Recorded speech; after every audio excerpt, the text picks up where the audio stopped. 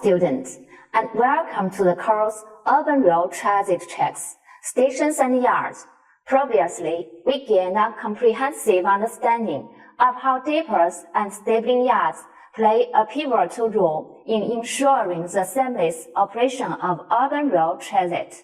As we explored urban rail vehicle bases in this lesson, we also discovered that they are the unsung heroes behind the scenes, responsible for the maintenance, repair, and efficient functioning of the transit system. So, how about vehicle bases design? In this lesson, we will talk about the design and planning considerations, with a focus on the significance of the strategic location, an effective layout, and sustainable practices. Depots are busy areas, and the internal layout needs to be such that the maintenance, inspection, servicing, and cleaning requirements can be undertaken as safe and efficient as possible. For existing depots, the service specification and the physical constraints of the depot needs to be balanced to deliver an optimized operation so that the risk to safety, performance, and capability is acceptable. When planning any new vehicle base facility, the train layout configuration should be optimized, and the entire process should involve everything from receiving trains for maintenance in the yard to returning trains to the main line for operational service. Depot equipment and logistics should be optimized to provide timely procurement and provision of key items to exploit innovation and creative new ways of working where appropriate so that maintenance downtime is minimized, availability is maximized, and risk of in-service failures is reduced. Depot facilities and technology will need to be able to maintain the fleet of trains and support any out-of-course activities, including potential fleet modifications. Depot capacity will depend on the number and type of trains, berths, and equipment, the progression of vehicles through the depot, and the sequence of work and vehicle downtimes, along with the team structure and working methods per depot design, equipment, and management is likely to negatively impact the quality of investigations, result in deferred work, and increase the risk of not meeting availability targets with serviceable vehicles. The subway vehicle depot is an important component of subway system, which undertakes the functions of storing, maintaining, cleaning, and servicing subway trains. During the process of urban planning and subway construction, the land use planning for the subway vehicle depot is a crucial task that involves multiple aspects and factors that require careful consideration and rational planning. Firstly, the selection of the location for the subway vehicle depot needs to be integrated with the overall urban planning, not only to meet the operational needs of the subway line, but also to consider the rational use of land resources. Typically, the depot is located at the end of the subway line or near a station to facilitate the entry and exit of trains, as well as to avoid interfering with the normal lives of residents and commercial activities. When selecting a location, attention should also be paid to environmental protection to achieve sustainable development.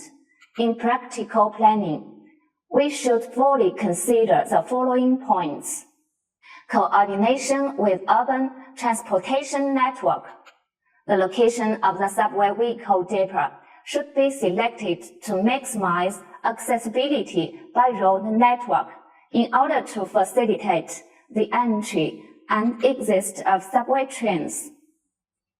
Determination of land use scale and future development. The land use scale should be determined based on factors such as the length of subway lines, number of trains, and maintenance needs. Not only the current needs, but also future urban development should be taken into account. Coordination with urban planning. The land use planning for the subway vehicle depot should be coordinated with urban planning to meet the needs of subway operations, while also complying with the overall layout of urban development. Planning of facilities.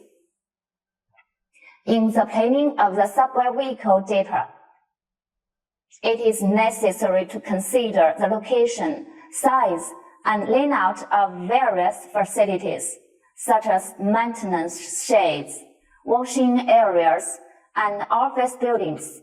Traffic organization and design. Traffic organization and design are important aspects of the subway vehicle depot planning process. The traffic route design should ensure smooth traffic flow for personnel and vehicles. Environmental protection measures.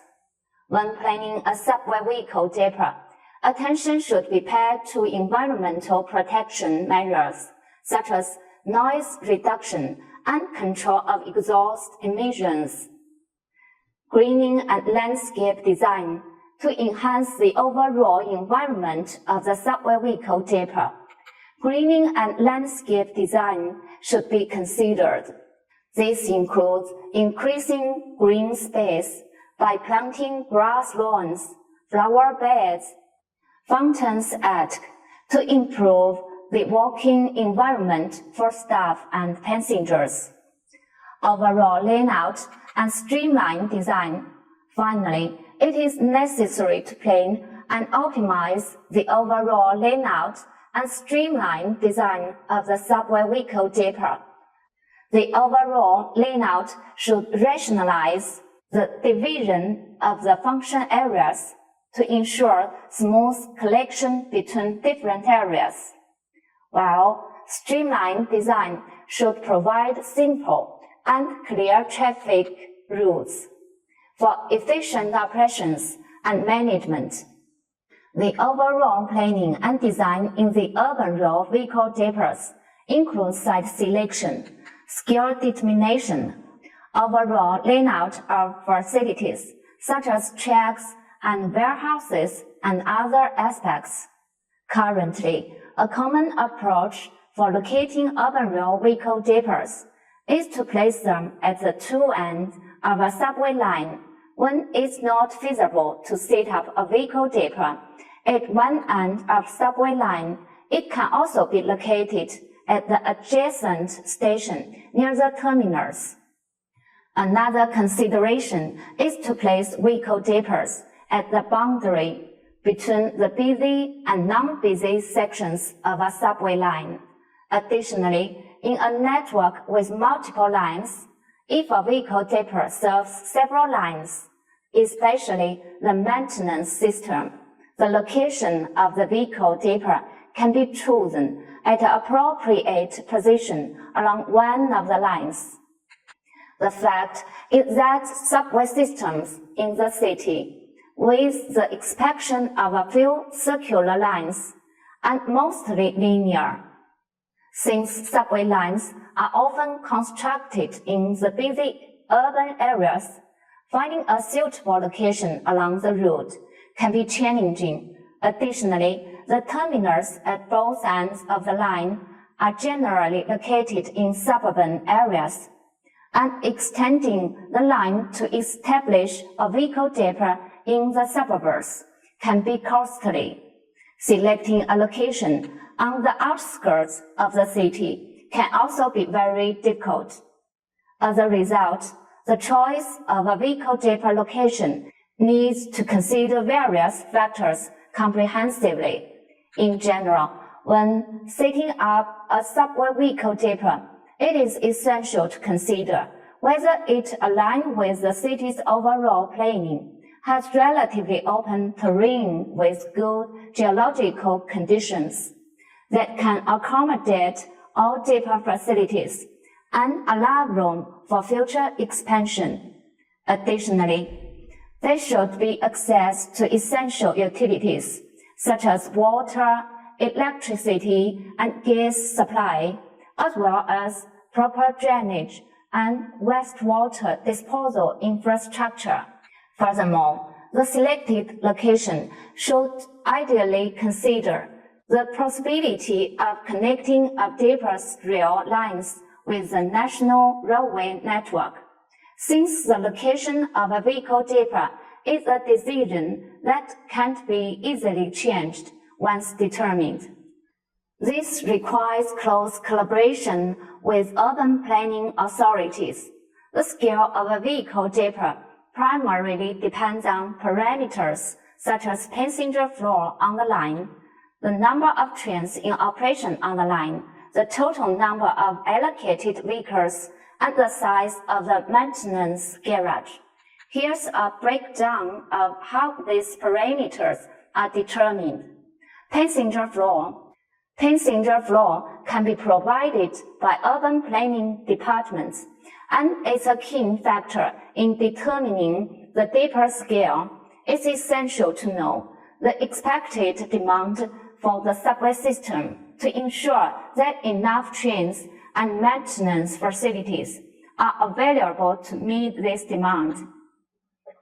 Numbers of trains in operation. The number of trains in operation can be calculated based on factors such as the length of the subway line, the average travel distance, and the desired headways.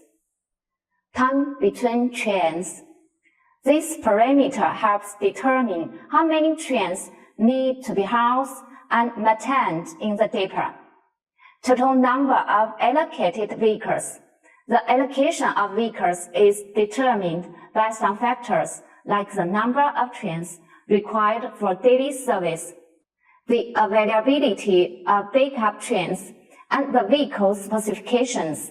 This parameter helps ensure that there are enough vehicles to operate the subway line efficiently. Size of the maintenance garage. The size of the maintenance garage is influenced by factors such as the number of trains, the length of trains, and maintenance equipment and facilities required. It should provide adequate space for routine inspections, maintenance, and repairs. In this lesson, we explored the crucial role of urban rail vehicle DAPRs in maintaining subway systems. We discussed the design and planning considerations, emphasizing the importance of strategic location, efficient layout, and environmentally friendly practices. We also examined the factors determining DAPR scale and the challenges of locating DAPRs within linear subway systems. Close collaboration with urban planning authorities and a strong focus on sustainability are pivotal in the successful design and operation of urban rail vehicle DAPRs.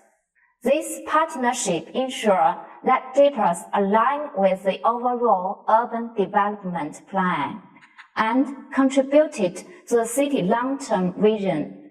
Sustainability efforts such as environmentally friendly designs and practices not only reduce the DAPR's environmental impact, but also lead to more efficient and cost-effective operations. By prioritizing collaboration and sustainability, we can create more efficient and environmental responsible urban rail systems. See you next time.